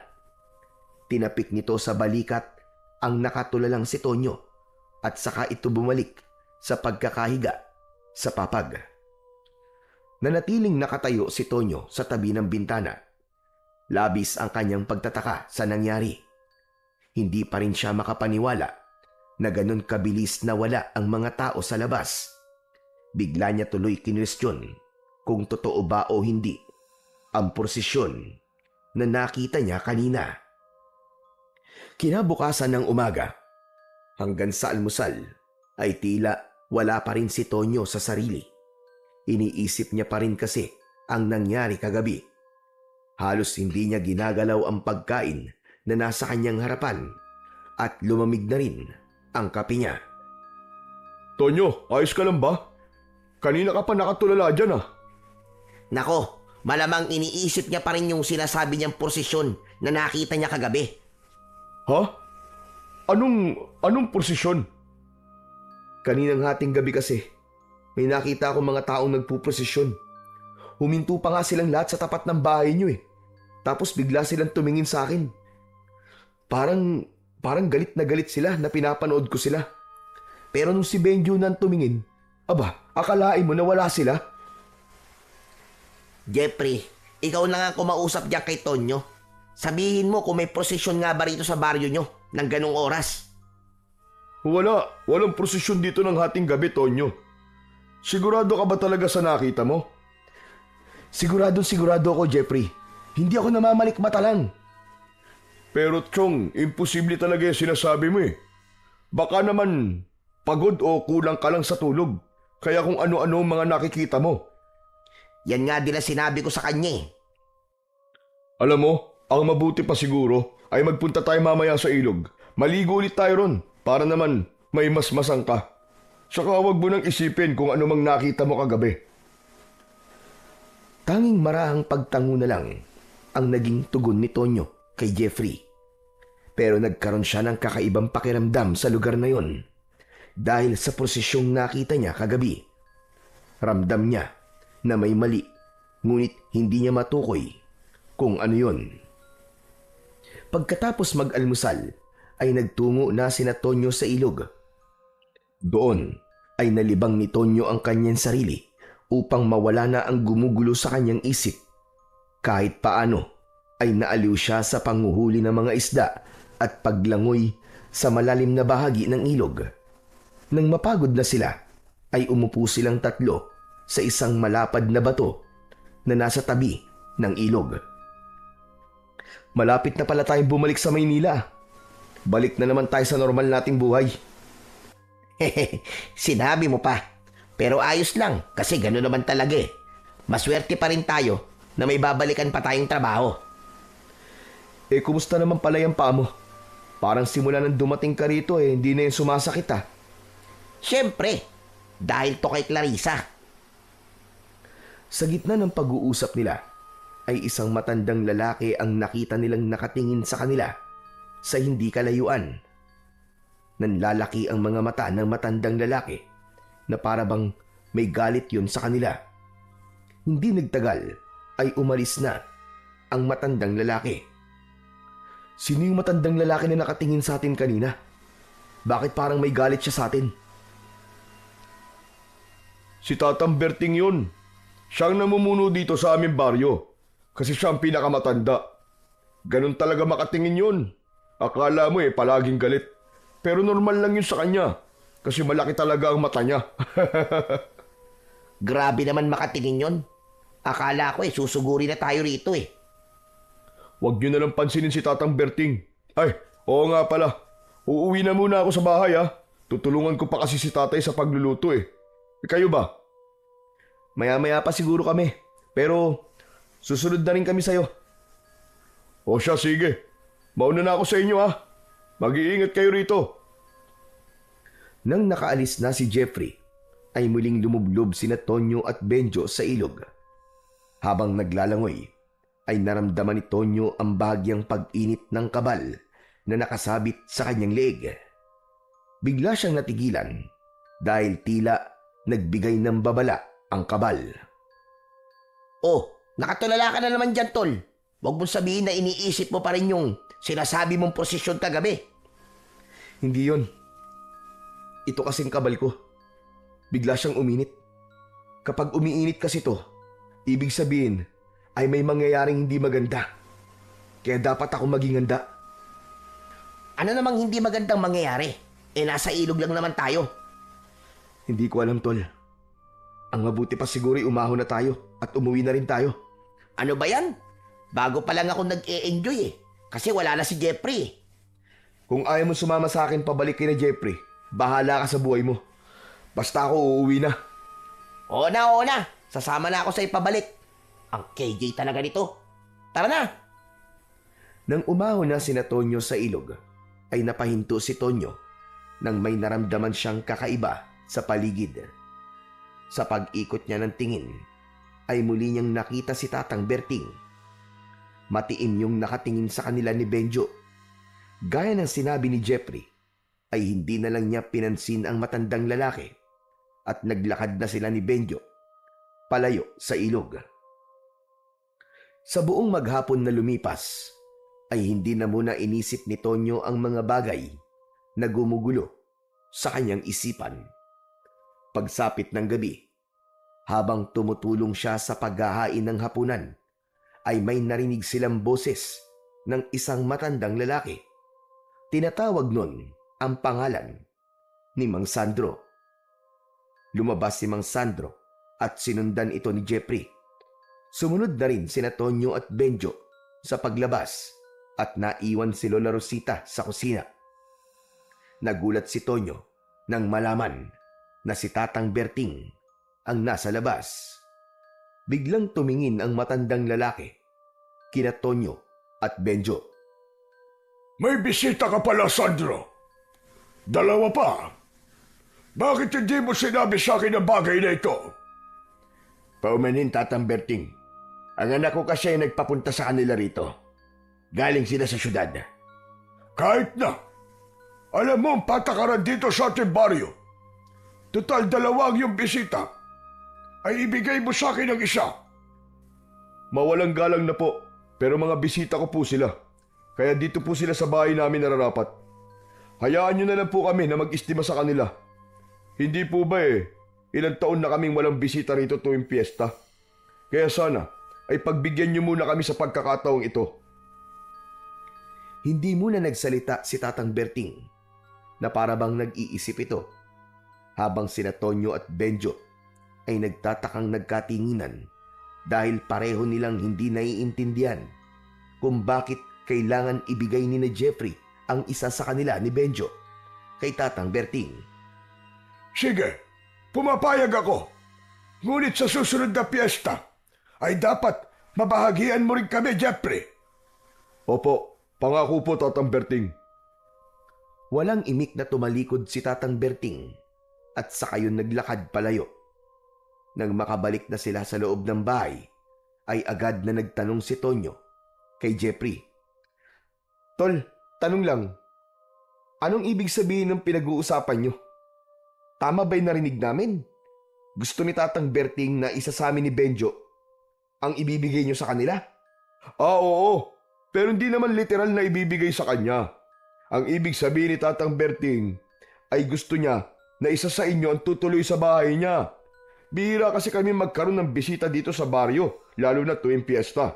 Kaya minsan, gusto ni Tatang Berting na tumulong sa pag-welcome sa mga bisita. Ganun lang yun. Wow! Napaka-hospitable naman pala ng mga tao rito. Pero huwag nyo nang intindihin yun. Maghain na tayo para makakain na tayo. Medyo nagugutom na kasi ako Napansin ni Tonyo na tila sinadya ni Jeffrey na putulin na kagad ang kanilang usapan tungkol kay Tatang Berting. Dahil doon ay naramdaman niya na tila may hindi sinasabi si Jeffrey sa kanila ni Benjo. Lumipas pa ang ilang araw hanggang sa dumating na ang huling araw ng piyesta sa baryo ni na Jeffrey. Inasahan ni Tonyo na sa araw na yon ay mararamdaman na niya ang kapistahan sa lugar na yon. Pero nabigo siya.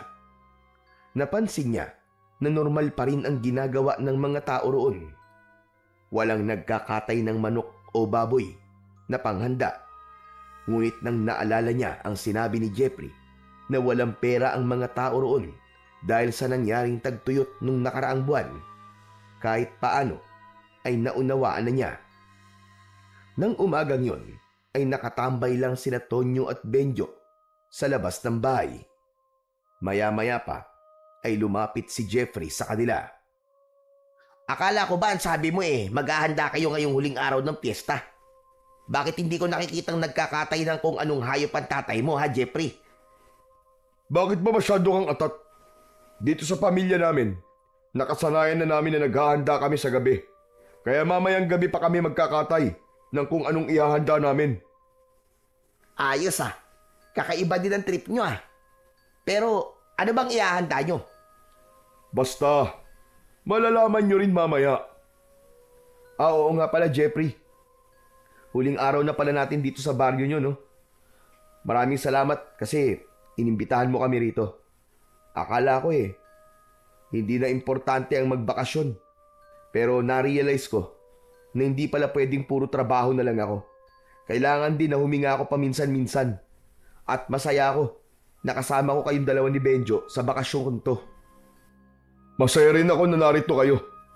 Alam ko na sa mga nakaraang araw ay naiinip na kayo. Pero huwag kayong mag-alala dahil mamayang gabi, sisiguraduhin namin na yun ang gabing hinding-hindi nyo makakalimutan sa buong buhay nyo.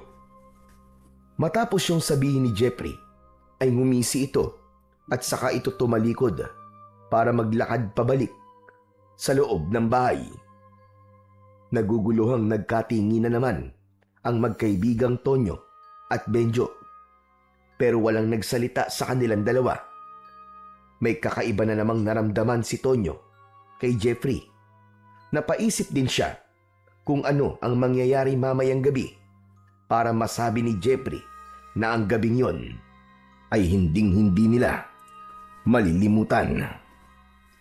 Habang unti-unting kumakalat ang dilim sa paligid, ay hinintay ni Tonyo na makitang may kakatayin na baboy o manok sina Jeffrey.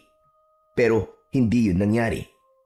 Habang nasa kwarto si Tonyo, ay pumasok doon si Benjo.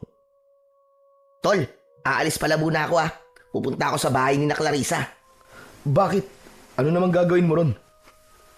Inimbita kasi ako ni Clarissa Ang sabi niya, doon na raw ako maghapunan sa kanila.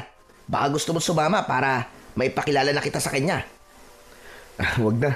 Ang pangit naman kung dalawa tayong aalis. Gabi ng huling araw ng fiesta dito Saka hindi ba sabi ni Jeffrey, maghahanda sila? Ay, oo nga pala. Di ako na lang ang pupunta. Pero babalik din ako rito. Basta tiran niyo ako ng handa Ikaw ang siba mo talaga. Kakain ka na nga kina Clarissa tapos kakain ka pa rito. Mabuti na sigurado. Baka hindi ako mabusog dun O sige na. Umalis ka na at mag-iingat ka. Ay, sandali pala. Saan nga nakatira si Clarissa? Para kung sakaling kailangan kitang sunduin alam ko kung saan ka pupuntahan. Mula rito sa bahay ni na Jeffrey, 5 bahay, papunta sa direksyon ng ilog. Matapos yung sabihin ni Benjo, ay umalis na ito. Muling naramdaman ni Tonyo ang bahagyang pag-init ng kanyang kabal. Hinawakan niya yon at tinignan. Saan mo ba ako binibigyan ng babala Bakit kasi hindi mo kayang magsalita Di sana, nasabi mo na kung ano o sino ang dapat kong iwasan. Nagulat si Tonyo nang marinig niya ang pagwawala ni Lola Rosita sa kwarto nito. Nagmamadali siyang lumabas ng kanyang kwarto pero hindi niya nakita roon sina Jeffrey at Sandro. Palakas ng palakas ang sigaw na yon ni Lola Rosita kaya mas lalong kinabahan si Tonyo. Hanggang sa naalala niya ang gamot na pinapainom dito ni Jeffrey sa tuwing nagwawala ang matandang babae. Tumakbo siya sa kusina at hinanap niya ang mga bote ng gamot. Nakita niya ang mga nakatagong bote sa ilalim ng batalan. Natatakpan yun ng marurumi at lumang damit. Kumuha siya ng isang bote pero sa hindi sinasadyang pangyayari ay natalisod siya. Nabitiwan ni Tonyo ang bote at nang bumagsak yun sa sahig ay nabasag yun. Kumalat ang malapot na likido sa sahig. Napatingin si Tonyo sa likido. Yumukod siya at hinawakan niya ang likido gamit ang kanyang kamay. Inamoy niya yun at nagimbal siya. nang malaman kung ano ang likido. Anak ng putya! Dugo to ah! Hindi ako pwedeng magkamali. Dugo talaga to. Dahil sa nalamang yun, ay labis na naguluhan si Tonyo kung bakit dugo ang pinapainom na gamot ni na Jeffrey kay Lola Rosita. Habang patuloy ang pagwawala ng matanda sa kwarto nito, ay bumalik naman si Tonyo sa kwarto nila ni Benjo. Kinuha niya ang kanyang baril at ang mga bala. Bumalik siya sa harapan ng pinto ng kwarto ni Lola Rosita. Sana naman ay mali ang hinala ko. Sana ay hindi aswang o kung anong nilalang si Lola Rosita. Sana nagkakamali lang ako. Binuksan ni Tonyo ang pinto ng kwarto ng matandang babae. Nang hilakbot siya nang makita si Lola Rosita na nasa anyong aswang. Matutulis ang mga kuko at ngipin ng matanda. Namumula ang mga mata nito at napakaputla ng balat. Nang sumugod ang aswang kay Tonyo, ay agad niya itong pinaputukan ng baril. Tumama ang bala sa noo ng aswang na agad nitong ikinamatay. Nanlalaki ang mga mata ni Tonyo. Hindi siya makapaniwala na isang ang aswang, si Lola Rosita. Nagulat na lang siya nang biglang pumasok ng bahay si Jeffrey at nagtaka ito nang makitang may hawak siyang baril. Lalapit sana si Jeffrey kay Tonyo pero agad na itinutok ni Tonyo ang baril sa kaibigan. Hanggang diyan ka na lang! Huwag kang lalapit! Babarilin talaga kita! Tol, ako to!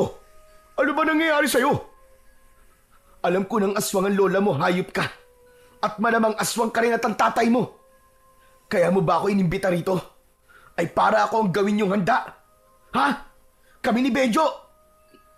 Siguro nga'y wala ng dahilan para maglihim ako sa'yo. Tama ka, Tonyo. Aswang nga kami ng aking pamilya. At pinapunta kita rito para maging handa sa aming kapistahan. Inaamin ko rin na kinaibigan lang kita para madala ka rito. Walang hiya kang demonyo ka. Niloko mo ako. Akala ko pa naman ay totoo kitang kaibigan. Hayop ka. Demonyo ka. Anong magagawa ko? Tradisyon na namin na sa tuwing pista ay kailangan meron kaming maihanda na tao. Nagkataon lang na ikaw ang magiging handa namin sa gabing ito. Sa tingin mo ba ay papayag ako na gawin niyo akong handa? Aalis ako rito at isasama ko si Benjo. Hindi niyo kami mapapatay. Hindi na kayo makakaalis ng buhay sa lugar na ito dahil lahat ng inaakala niyong mga tao rito ay mga aswang. Baryo ito ng mga aswang, Tonyo. Lahat kami rito ay aswang. Kaya kung ako sa'yo, huwag mo nang tangkain na lumaban dahil wala kayong laban ni Benjo sa dami namin. Sa isang kisap mata ay nag-anyong aswang si Jeffrey. Susugurin sana nito si Tonyo pero napahinto ito nang tumapat ito sa nakabukas na pinto ng kwarto ni Lola Rosita. Alam ni Tonyo na nakita na ni Jeffrey ang walang buhay na katawan ni Lola Rosita. Hayop ka! Anong ginawa mo sa lola ko? Anong ginawa mo sa kanya? Bakit mo siya pinatay? Dahil kung di ko siya pinatay, ako ang papatayin niya! Walang hiya ka! Hindi kita mapapatawad! Papatayin din kita! Galit na sumugod si Jeffrey kay Tonyo. Pinaputokan niya ito ng baril, pero mabilis itong nakaiwas. Sinunggaban siya ni Jeffrey at natumba siya sa sahig habang nasa ibabaw niya ito. Ngumanga ng malaki ang aswang na si Jeffrey at akmang kakagatin ito sa leeg si Tonyo pero tila may kung anong puwersa ang pumigil dito. Hanggang sa napansin ni Tonyo na nakatitig si Jeffrey sa kanyang kabal na nakakwintas sa kanyang leeg. Ramdam na ramdam niya ang takot nito habang nakatingin sa kanyang agimat. Sinamantala naman ni Tonyo ang pagkakataong yon. Alam niya na kung hindi siya kikilos para ipagtanggol ang kanyang sarili, ay siya naman ang papatayin ni Jeffrey. Itinutok niya sa bunganga ng aswang ang baril at pinaputok niya yon. Sabog ang ulo ni Jeffrey. Wala ng buhay na bumagsak ang katawan ng aswang sa ibabaw ni Tonyo. Umalis na si Tonyo sa ibabaw ng katawan ng aswang na si Jeffrey. Saka siya tumayo at tinignan nito. Masakit para sa akin na gawin yan sa'yo, Jeffrey. Pero patawarin mo ko dahil alam ko na ako ang mamamatay kung hindi kita papatayin. Sayang talaga. Sinayang mo ang pagkakaibigan natin. Tatakbo na sana si Tonyo palabas ng bahay nang biglang humarang sa pinto si Mang Sandro na nasaan yung aswang. Nang makita nito ang bangkay ng anak na si Jeffrey, ay galit na galit itong sumugod. Agad namang itinutok ni Tonyo ang baril sa aswang na si Mang Sandro. Isang putok ng baril ang pinakawalan niya. Tumama ang bala sa balikat ng aswang. Sa pangalawang pagkalabit niya ng gatilyo ay nanlamig siya dahil wala na pala yung bala. Nagmamadaling kinuha ni Tonyo ang mga bala sa kanyang bulsa. Pero paghugot niya sa mga yon ay nalaglag lahat ng bala sa sahig dahil sa kanyang pagmamadali. Upulutin na sana niya yon pero nagawa na siyang sunggaban ni Mang Sandro. Bumaon ang matutulis nitong mga ngipin at kuko sa kanyang balikat at tagiliran. Malakas na napasigaw sa sakit si Tonyo. Hindi pa rin siya nawalan ng pag-asa. Kinapa niya ang mga balang nakakalat sa sahig at nang makakuha siya ng isa, ay inilagay niya kagad yon sa magasin ng kanyang baril at walang pagdadalawang isip na pinaputukan niya ang aswang sa sentido. Sumambulat ang utak ng aswang na si Mang Sandro at saka yun bumagsak. Pagkatapos nun, agad na tumayo si Tonyo at pinulot niya ang mga bala. Pinuno niya ng bala ang magasin ng kanyang baril at saka siya tumakbo palabas ng bahay. Kailangan kong puntahan si Benjo. Kailangan ko siya puntahan. Baka kung ano na nangyayari sa kanya. Delikado siya rito. Ngunit labis na nagulantang si Tonyo nang makita niya ang mga aswang na halos sabay-sabay na lumabas sa bahay ng mga yon. Mas lalo niyang binilisan ang kanyang pagtakbo hanggang sa nakasalubong niya ang takot na si Benjo. Tol! Tol, umalis na tayo rito! Tara! Sina Clarissa! Aswang sila ng pamilya niya, Tol! Sumabit kasi sa pinto nila yung kwintas ko tapos nung naputol yun, ay doon ko nakita ang totoong itsura ni Clarissa, Tol! Napakatanda na pala niya! Parang siyang ukluban! Parang si Lola Rosita! Tapos, doon na sila nag-anyong aswang ng buong pamilya niya. Buti na lang nakatakas kagad ako sa kanila. Kundi, ginawa na nila akong pagkain. Oo, Tol. Sila Jeffrey din at ang tatay at lola niya. Mga aswang din sila. Pinapunta niya tayo rito dahil tayo ang gagawin nilang handa sa piyesta. Pero napatay ko na silang lahat, Tol. Medyo masakit pero kailangan kong gawin yun eh. Dahil kung hindi ko sila pinatay, ay ako ang papatayin nila panigurado. Ano ngayon ang gagawin natin, Tol? Napapalibutan na tayo ng mga aswang dito sa baryong to. Anong gagawin natin? Kailangan natin makatakas dito. Doon na nakita ni Tonyo na napakaraming aswang ang nakaikot sa kanila. Alam niya na hindi sapat ang balang meron siya para makaligtas sila dahil sa dami ng mga aswang na naroroon na handang kumain sa kanila. Hanggang isang bagay ang biglang naalala ni Tonyo. Yung kabal. Nang lumapit ang mukha ni Jeffrey kanina, ay parang natakot siya sa kabal ko. Siguro ang kapangyarihan nun hindi lang para hindi ako tabla ng bala at ng matutulis na bagay. Baka takot din dito ang mga aswang. Tama, takot sila sa kabal. Hinubad ni Tonyo ang kabal at hinawakan niya yon sa tali. Humakbang siya papalapit sa mga aswang at kapansin-pansin na takot nga ang mga yon sa kanyang kabal. Umatras ang mga yon na parabang ayaw ng mga yon na madikit man lang sa hawak na kabal ni Tonyo. O ano?